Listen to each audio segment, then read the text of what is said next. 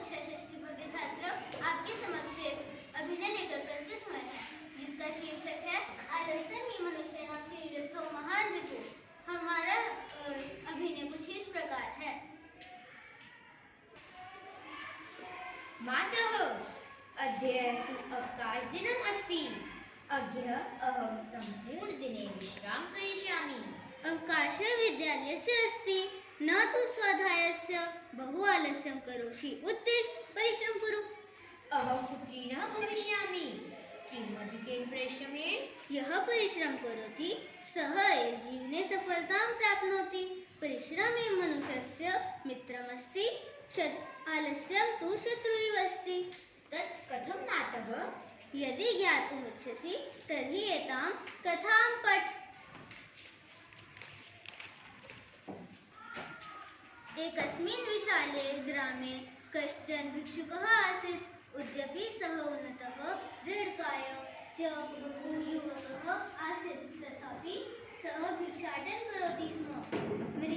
मार्गे यः कोऽपि मिलति तं सः कथयति,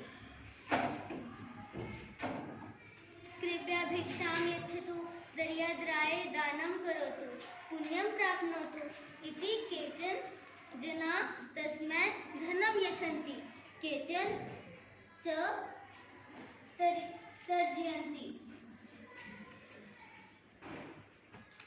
एकदा तेन मार्गेण कश्चित् धनिकः आगच्छति।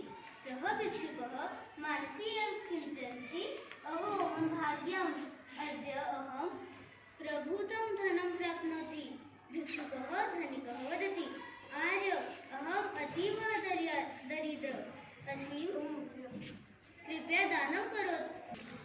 धनिकः तं पृष्टवान्, त्वं किम् इच्छसि? आर्य, अहं प्रभूतं धनम् इच्छामि इति सः सविनयम् उक्तवान्। तदा धनिकः वदति, अहं तुभ्यं सहस्रं रूप्यकाणि यच्छामि। त्वं मां तव पादौ यच्छ।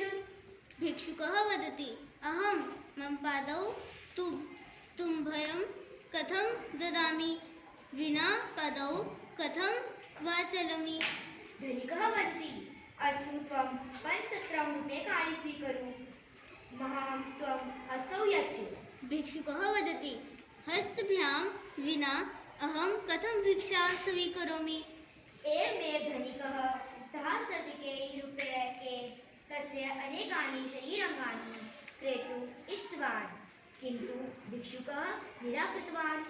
तदा धनिकः उक्तवान्, पश्य मित्र, तव समीपे एव सहस्राधिकमूल्यकानि वस्तूनि सन्ति, तथापि किमर्थं त्वम् आत्मानं दुर्बलं मन्यसे?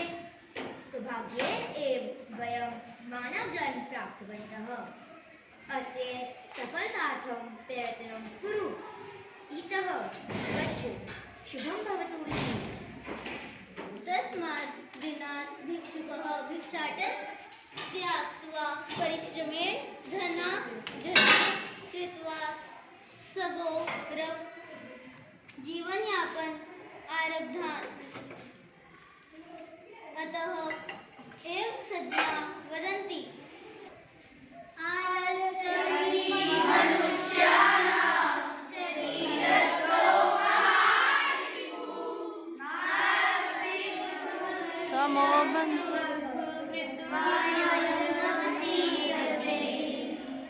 धन्यवाद।